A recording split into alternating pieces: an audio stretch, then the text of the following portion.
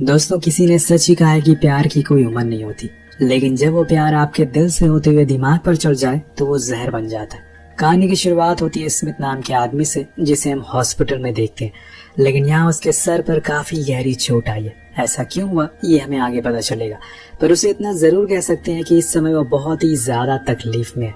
कहानी थोड़े समय आगे पहुंचती है, जहाँ पर हम स्मिथ को नेचर कोव नाम की जगह पर जाते हुए देखते हैं, जहाँ पर उसके छोटे भाई का एक छोटा सा घर है और यहाँ वो कुछ पल अकेले गुजारने के लिए सुकून से आया हुआ है। अब बीच में उसे एक रेंजर मिलता है जो उसे उसकी मंजिल तक छोड़ देता है, लेकिन वो उसे पूछता है कि आप यहाँ करने क्या आए हो। तो स्मिथ कहता है कि वो अपनी जिंदगी से थक चुका है, इसलिए उसे कुछ पल नेचर के बीच में चाहिए, शहर से दूर। लेकिन वो रेंजर उसे सावधान रहने को कहता है कि घर के सारे गेट्स और विंडो को लॉक करके रखना, क्योंकि यहाँ पर बहुत बंदर है। वो सीधा अपने घर पहुंच जाता है और घर के अंदर जाने पर वो सबसे पहले तो ड्रिंक करता है और फिर कुछ समय के बाद वो इस जगह को एक्सप्लोर करने के लिए बाहर निकल जाता है। थोड़ी दूर पर उसकी नजर एक बीच पर पड़ती है, जहाँ पर एक फैमिली नहा रही थी, जिसमें एक लड़की भी थी। अब ये देखकर उसे थोड़ा अजीब लगता है कि ये लोग आखिर खुले में क्यों नहा रहे और साथ में भी, और तभी वो लड़की उसे देख लेती है, इसलिए वो लोग वहाँ से चले जाते हैं। खैर, अब उसे इतना तो पता चल गया था कि यहाँ पर उसके अलावा और भी लोग रहते हैं। कुछ समय के बाद रात हो जाती है। स्मिथ इस पूरे घर में अकेला है, इसलिए उसे अब अपनी फैमिली की बहुत याद आने लगती है। उनके बारे में वो सोच कर रोने लगता है और चीख चीख कर खुद को इन सब का जिम्मेदार बताता है। दरअसल कुछ दिन पहले वो अपनी बीवी बच्चों के साथ एक ट्रिप पर जा रहा था, लेकिन बीच में उसकी आंख लग गई, जिस वजह से कार खाई में जा गिरी। उसकी लापरवाही की वजह से उसका पूरा परिवार खत्म हो गया, पर लकीली वो कैसे भी करके यहाँ पर जिंदा बच गया। लेकिन जब तक वो जिंदा रहेगा, उसके सीने पर ये बोझ हमेशा बंधा रहेगा। अगर वो उस दिन सोता नहीं तो आज शायद अपने परिवार के साथ खुश होता, लेकिन उसके किस्मत की किताब के दूसरे पन्ने में एक दूसरा चैप्टर शुरू होने वाला है, जो उसके लिए काफी खुशियां लाने वाला है, पर उसे दुगना दर्द भी देगा। खैर, अगली सुबह वो वॉक के लिए निकल जाता है, पर वापस आते समय उसे घर के पास किसी लड़की की रोने की आवाज आती है। वो करीब जाता है तो देखता है कि बोट के अंदर कोई रो रहा है। वो उसे आवाज लगाता है तो उसमें से एक लड़की निकलती है, जिसे इसमें पहचान लेता है, क्योंकि ये वही थी जो उस बीच पर अपनी फैमिली के साथ नहा रही थी। अब वो उससे वजह पूछता है कि आखिर तुम रो क्यों रही हो, तुम्हारे साथ में क्या हुआ है, क्या तुम्हें किसी ने मारा है। लेकिन वो उसे कुछ जवाब नहीं देती और पीछे हट जाती है। यहाँ स्मिथ को उसकी फिक्र हो रही थी और इसीलिए उसे कहीं न कहीं ये भी लग रहा था कि क्या पता उसके घर वालों ने उसके साथ कुछ गलत किया। लेकिन वो उसे खुद से दूर जाने के लिए बोलती है।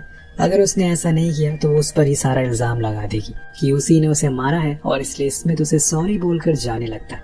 लेकिन जाते जाते वो उसे पूछता है कि क्या तुम्हें किसी चीज की जरूरत है, अगर है तो मुझे बोल दो, मे भी मैं हेल्प कर दूं।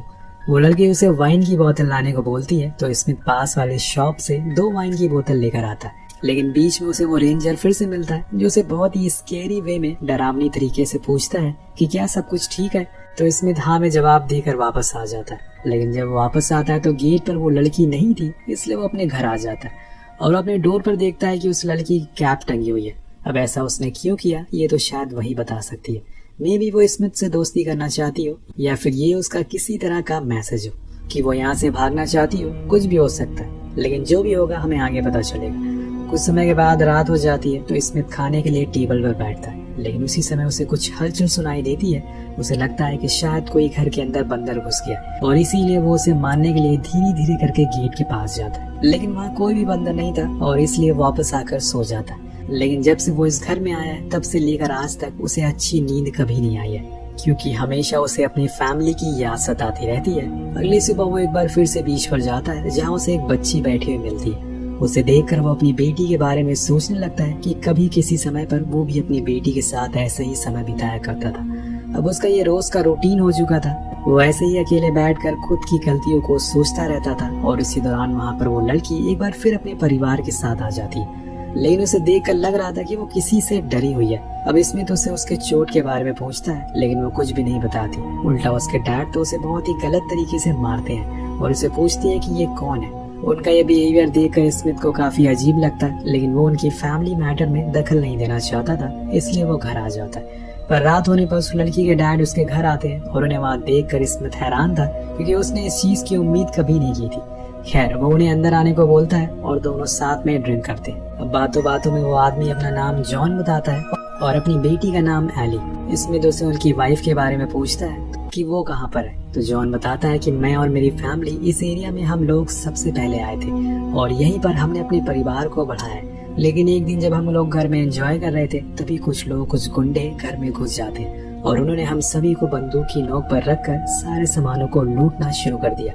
लेकिन जब उन्होंने मेरी बेटी को देखा तो उसके करीब जाने लगे। उनकी नीयत खराब हो गई। मेरी वाइफ ने मेरी बेटी को बचाने की बहुत कोशिश करी और इसी चक्कर में उन लोगों ने उसे जान से मार दिया।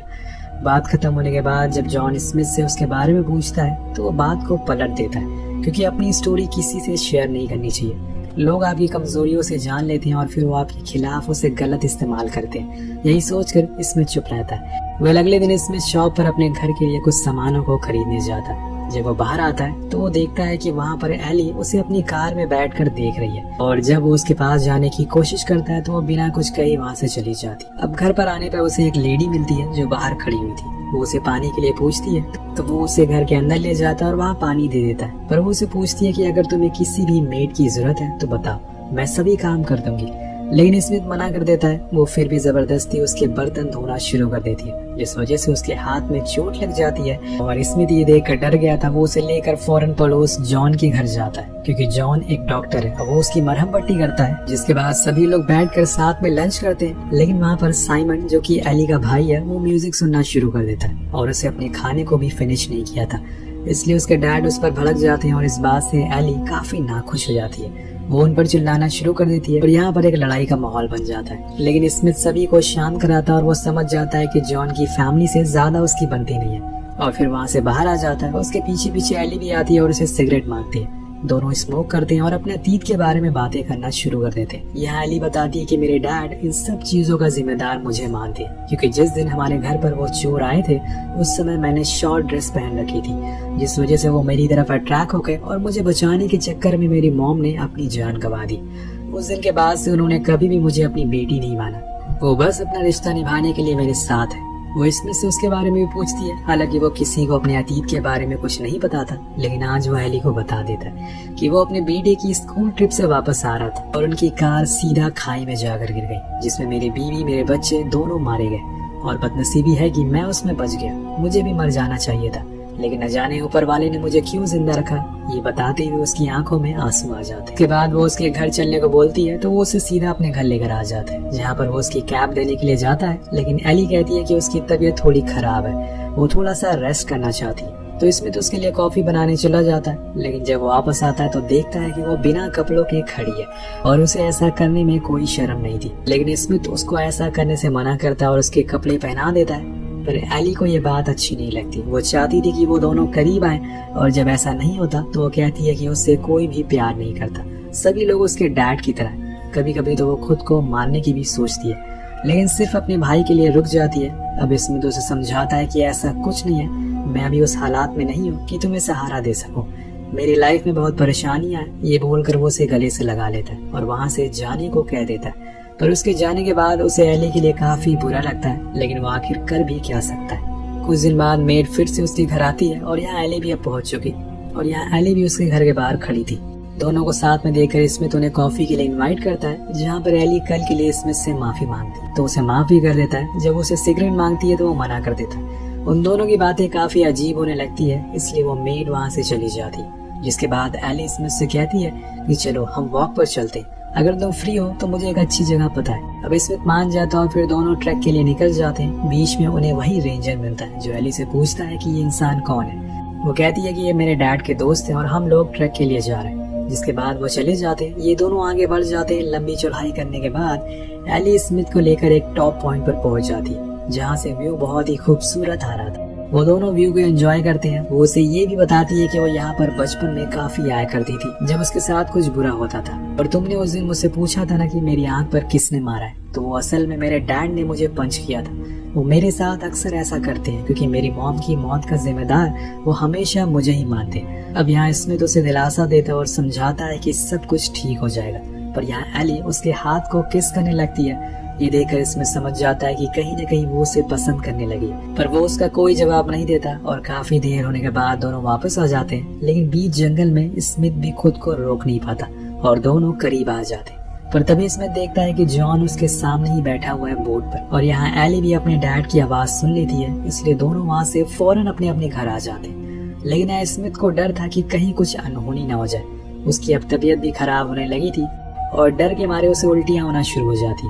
वो अपने सामानों को पैक करने लगता है क्योंकि अब यहाँ पर रुकना सेफ नहीं है। लेकिन तभी गेट पर जॉन दिखता है, जिसे देखकर वो बहुत डर जाता। कहीं जॉन ने उसे साथ में देख तो नहीं लिया, लेकिन वो तो उसे असल में डिनर के लिए इनवाइट करने आया था। लेकिन स्मिथ बताता है कि वो सिटी जा रहा है, पर जॉन की बार बार रिक्वेस्ट करने पर वो उसके साथ डिनर के लिए चला जाता है। वहाँ जाने पर जब वो एली को देखता है तो सभी को बताता है कि वो डरबन के लिए निकलने वाला है, जहाँ जाकर वो अपनी एक नई जिंदगी शुरू करेगा।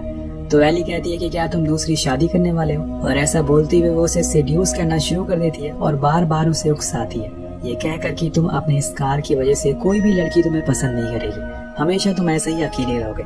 वो दरअसल उसे खुद की इम्पोर्टेंस बताना चाहती थी और उसके इस बर्ताव की वजह से जॉन उसे माफी मांगा। अब यहाँ वो एक तरह से इस जगह पर फंस चुका है। फाइनली डिनर हो जाता है और डिनर के बाद वो सीधा अपने घर आ जाता है। लेकिन स्मिथ के जाने की न्यूज सुनकर एली काफी उदास हो जाती, क्योंकि अगर वो चला गया तो वो एक बार फिर से अकेली पड़ जाएगी। वो स्मिथ को चाहने लगी थी, इसलिए अगली सुबह वो उसे मिलने के लिए जाती है। यहाँ दोनों इंटीमेट होते हैं, लेकिन ऐसा करते हुए उनकी मेड देख लेती है और उसे नीचे बुलाती है। वो स्मिथ को बहुत ही अजीब नजरों से देख रही थी। ऐसा लग रहा था कि मानो वो जॉन को जाकर सब कुछ सच बता देगी, पर ऐसा होता नहीं है। कुछ देर बाद वहाँ जब स्मिथ निकलने वाला होता है तभी जॉन आ जाता है और उसे बताता है कि साइमन मुझे कहीं दिखाई नहीं दे रहा है, क्या तुम मेरी मदद कर सकते हो। अब वो कैसे मना करता, इसलिए उसके साथ उसे ढूंढने के लिए निकल जाता है। उधर एली हर जगह पर साइमन के पोस्टर चिपकाती है। वहाँ नदी में भी लोग उसे ढूंढने, और दूसरी तरफ नदी में भी कुछ लोग उसे ढूंढ रहे थे, क्या पता वो नदी में डूबकर मर गया हो। लेकिन यहाँ उसका कोई आता पता नहीं चलता। शायद वो अपने इस परिवार से दूर भाग गया हो, जो उसे हर रोज बेवजह तकलीफ दे रहे थे। एली को भी यही लगता है, लेकिन वो किसी को बताती नहीं। अब यहाँ से घर जा रहे स्मिथ को वही रेंजर दोबारा मिलता है, जो उसे अपनी कार में बैठने को बोलता है और फिर उससे कहता है कि तुम एली के काफी करीबी दोस्त हो, क्या तुम मेरी उससे बात करवा सकते हो, मैं उससे शादी करना चाहता हूँ। तो वो कहता है कि सॉरी, ये सही समय नहीं है उससे ये बात करने का। ये बोलकर वो कार से उतर जाता है और यहाँ से चला जाता है।